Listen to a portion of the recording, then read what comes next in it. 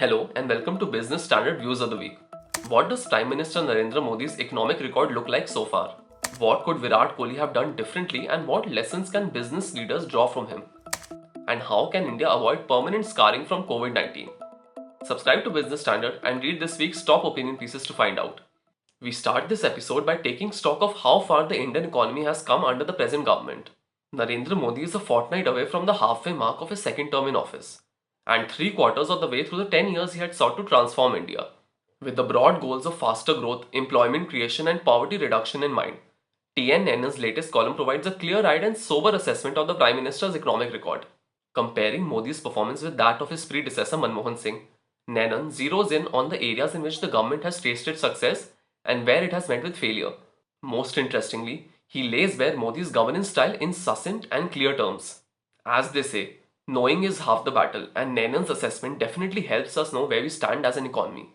Taking things forward from there, let's move on to the concrete steps that are needed to meet today's economic challenges. In the fundamental dimensions of income and consumption, COVID has substantially sharpened economic dualism in India. It has also quite clearly worsened economic dualisms associated with employed versus jobless, formal versus informal, urban versus rural, and asset rich versus asset poor. It has also hurt education deeply, with greater damage to the non rich. While there are no easy solutions to these problems, Shankar Acharya's latest column highlights what the central focus for policymakers should be going forward. From employment to education, Acharya prescribes the economic policies that can ameliorate the situation and ensure that India is not left with permanent scarring from COVID 19. No doubt that policymakers would do well to heed Acharya's advice. On that note, there is one particular sector where the government definitely needs to take bold steps, and we have just the right advice on how to go about it. As Air India goes back to its original owner, the Tatas, the government will be left with no airline to look after. And that's good news, given the daily bleeding of the centre's finances on account of the said airline. But is this simply the end of a long saga, or an opportunity to do something bold? A.K. Bhattacharya's latest column provides the answer by putting forth a strong argument that the gains from the sale of Air India would be incomplete if certain follow-up steps are not taken. And taking things forward, Bhattacharya lays down in great detail what these follow-up steps are and how the government can execute them. Bold actions are all good, but even more importantly, actions taken by governments should be well thought out. With that in mind, let's delve into a particular step taken by a state government that's anything but. Gurugram, which has a significant share of Haryana's GDP, may not see an immediate exodus of business on account of its new law mandating 75% locals in private enterprises from January 15 next year. But what about the consequences in the long run? In her latest column, Kanika Datta highlights the lessons that Haryana's policymakers can learn from what happened with Kolkata and uses the examples of that once vibrant metropolis to forecast where Gurugram's future could be headed. In the process, Datta narrates the story of how, despite its many contradictions, the Millennium City became the state's golden goose. Hopefully, Haryana's leaders will learn the lessons before it's too late, sticking with the theme of lessons to be learnt. Virat Kohli has on many occasions attributed the success of the Indian team to fearless and aggressive cricket.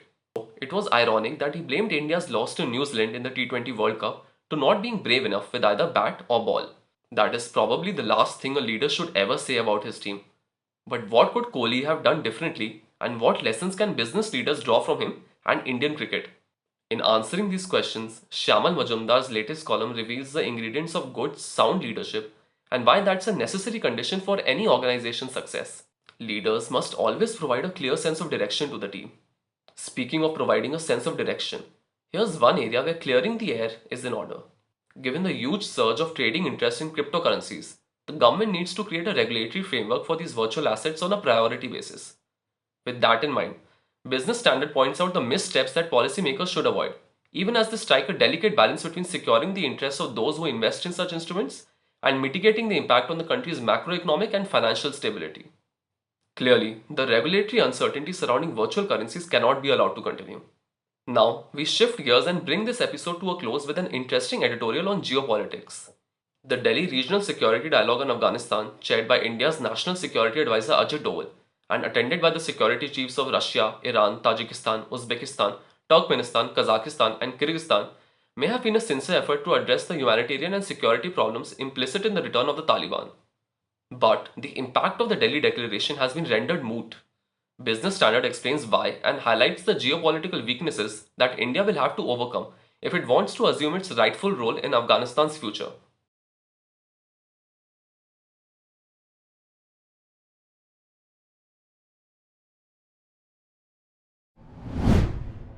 If you like this video, share it and subscribe to Business Standard. For more news, views and insights, log on to www.business-standard.com. Do also follow us on YouTube, Twitter, Facebook, Instagram, Telegram and LinkedIn.